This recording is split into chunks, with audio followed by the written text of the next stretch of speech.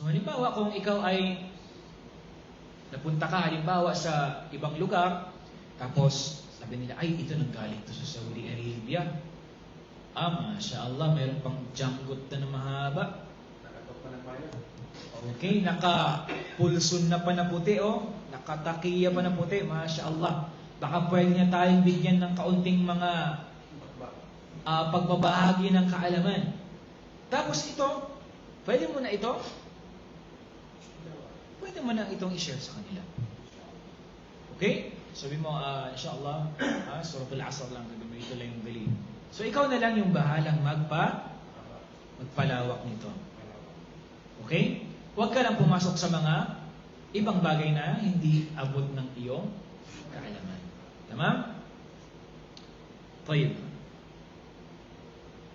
Dito sinabi ni Imam Shafi'i rahimahullahu ta'ala, هذه السورة لو ما أنزل الله حجة على خلقه إلا هي لكفتهم. Okay, sabi ni Imam Shafi'i rahimahullah. Kilala niyo si Imam Shafi'i? Kilala niyo? Hindi yung kilala. Kilala niyo mga senador? Kilala niyo mga naging presidente? Kilala po. Si Imam Shafi'i rahimahullah, siya ay isa sa mga madhab ng arba'a. Sino una? Si Imam Malik. Pangalawa, si Imam Abu Hanifa. Pangatlo, si Imam Shafi'i. Pang-apat, sino? Ahmad bin Hanbal. Si Imam Shafi'i rahimahullah ay siya ay guro ni Imam Ahmad bin Hanbal. Ibig sabihin si Imam Ahmad bin Hanbal ay naging teacher niya si Imam Shafi'i. Okay? طيب. Sabi niya, هذه السورة لو ما أنزل الله حجة على خلقه إلا هي لكفتهم. Sabi niya, itong sura na ito, ano yung tinutukoy ng sura na ito? Surah Al-Asr. لو ما أنزل الله حجة على خلقه إلا هي لكفتهم. Kung wala, itong sura na sabi niya, kung wala lang sabi niyang ibinabang ang Allah subhanahu wa ta'ala na katibayan sa kanyang khalqihi, sa kanyang mga nilikha, illahi, maliban sa sura na ito, lakafathum.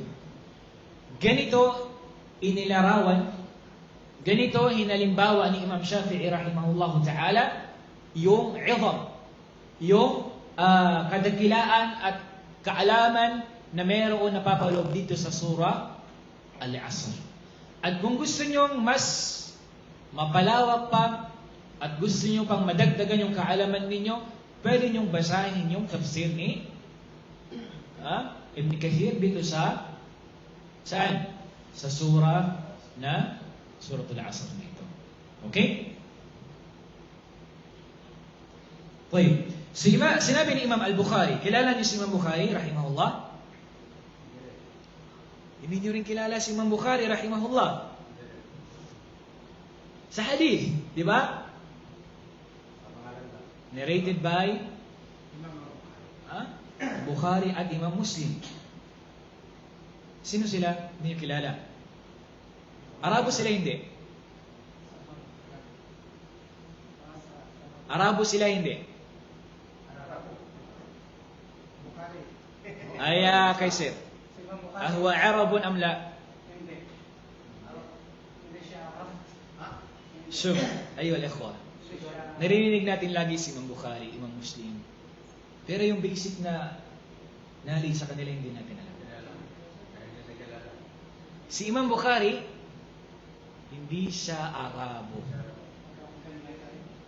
Pero yung ilm na meron siya na pinagkalooban siya ng Allah subhanahu wa ta'ala, yung hadith na meron siya, ito ay sumusunod na authentic pagkatapos ng Quran. Sahih Bukhari at Sahih Muslim. Si Imam Bukhari ay hindi siya Arabo. Pero subhanallah, yung ilm na ipinagkaloob sa kanya ng Allah subhanahu wa ta'ala. Naipon niya yung mga hadith ng Rasul sallallahu alaihi wasallam. Di ba? Okay. Sabi niya, babun al-ilmu qabla al-qawli wal-amal. Sabi niya, yung kanyang, yung Sahih Bukhari, meron kasi yung tinatawag, sige, at least hindi na tayo magpasok doon sa kitab, bab, okay?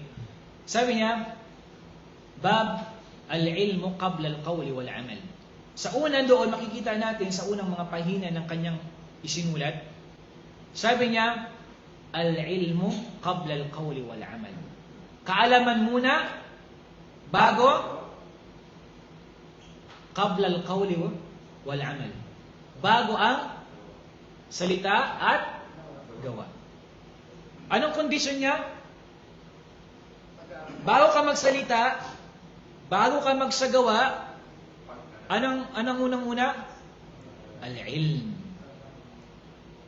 Bago ka magda'awa, bago ka magturo sa mga tao, bago ka magsabi sa kanila, bago ka magsagawa ng mga ibada o ano paman, anong nararapat sa iyo? Magkaroon ng kaalaman. Makikita natin ngayon sa social media, subhanallah, makita mo nagsasalita sa amriddin, sa mga bagay na may kaugnayan sa sariling Islam. Ang iba sa kanila, subhanallah, hadahumullah, nagfa-fatwa minsan. Kapag mayroong nagtatanong sa kanila, ay ganito, aside from my research, based on my research and based on my opinion, Allahumma musta'an. Hada khatir. Alam niyo khatir? Delikado. Muskil jiddan. Delikado yun mga kapatid sa pananampalatayang Islam. Sinabi na Allah subhanahu wa ta'ala, wala taqfu ma laysa laka bihi ilm. Huwag na huwag kang magsasalita, wala taqfu ma laysa laka bihi ilm, sa bagay na wala kang kaalaman sa Islam. Alaan, makikita mo, kaliwat kanan sa social media, marami nagsasalita about Islam. Na ultimo, kala mo mga daig pa ang mga scholar sa Islam. Nakala mo ilang taong nag-aral sa Islam. Pero kung aalamin mo, kahit na ibtidai, mutawassit, hindi man lang nakapasok sa madrasa. Yun yung nakakalungkot. Makikita natin sa mga masajid, yung mga nagkukutba, tanungin mo yung background nila, ay kwan lang yan, parang nag-hajj lang ata yan eh. Naglabas lang yan ng ilang araw. Nagpasyal sa ibang mga lugar, pagkatapos nito naging alim na to.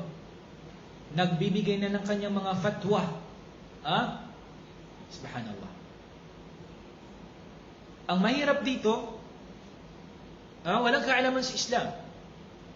Tapos yung mga binibitawan nila, doon lang sa sarili nila. Wala ka man lang. Merong ibang nangkukutba o nagpapalaganap na kahit isang dalil, wala silang mabanggit na dalil. Na kahit mismo yung mukaddima nila, hindi nila ma-straight. Hindi nila maayos yung pagbigkas nila. Alhamdulillah. Gado na inalhamdulillah sa mga khutab. Hada khatir jiddan. Napakadelikado mga kapatid sa Islam. Kaya sinabi ni Imam Bukhari, al-ilmu qabla al-qawli wal-amal. Before ka magsalita, before ka magsagawa, kailangan mo munang magkaroon ng kaalaman. Halimbawa, sabihin natin, operator ka. Hindi ka nag-aral. Halimbawa, gusto mo maging pilot. Gusto mo maging pilot, pero hindi ka nag-aral. Ano yung mga dapat gawin? Nagpataka-taka ka lang doon kung ano yung mga pindot-pindutin, kalikutin doon. Anong nangyari? Kahit na siguro mag-angat, hindi makapalipad. Di ba?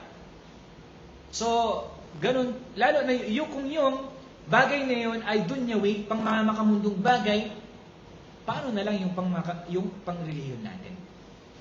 Di ba? Kaya nga, ikaw kung hindi ka sigurado, magtanong ka sa mga nakakaalam sa iyo. Mag-aral ka. At paalaala. Sa pagsasaliksik ng kaalaman, kailangan din natin i-check kung sino yung pinagkukunan natin ng kaalaman sa Islam. Kasi marami sa social media, mashallah, nanakal sila, ito sinabi ito ni Ibn al-Qayyim, sinabi ito ni Ibn Taymiyyah rahimahullah, sinabi ito ni Sheikh Abdurrahman As-Sa'idi, diba? At iba pang mga ulama. Pero finihayat al-maqab, napagtanto mo na ito pala ay hindi mga salita nila, fabricated lang to. Kaya nga sinabi ni Imam Muhammad bin Sirin, siya ay kabilang sa mga tabi'in, sinabi niya, inna hadha al-ilmu dinun, fanzuru amman ta'khuduna dinakum. Sabi niya, ang ilm na to, sabi niya, ay dinun. Ibig sabihin, ang kaalaman na iyan, part yan, kabilang yan sa inyong relihiyon. Fanzuru amman ta'khuduna dinakum. Kaya sabi niya, tingnan ninyo, kilatisin niyo kung kanino kayo kukuha ng kaalaman. Di ba? Kung tayo nga sa ibang bagay, naninigurado tayo kung saan tayo kukuha ng ating mga, halimbawa kung ikaw ay businessman, naninigurado ka kung saan ka kukuha ng mga produkto mo. Halimbawa kung appliances, hindi ka kukuha dun sa alam mong mga paltik. Alam niyo yung paltik? Ay yung mga imitation, hindi mga original. Di ba? Kasi ikaw ang masisira doon. Ganon din sa amrun din, sa reliyong Islam, mas dapat nating bigyan ng hirs. Ibig sabihin, yung pagpupursige natin, mas doble doon. Pag-iingat natin, dapat mas doble doon kasi reliyon natin ito. Kasi kung hindi, kung nagkuha ka ng kaalaman sa mga ahlul bida, mga ahlul ahwa, delikado yung sarili mo. Tama?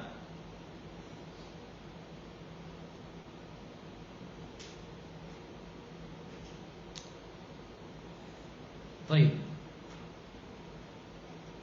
Pagkatapos nun,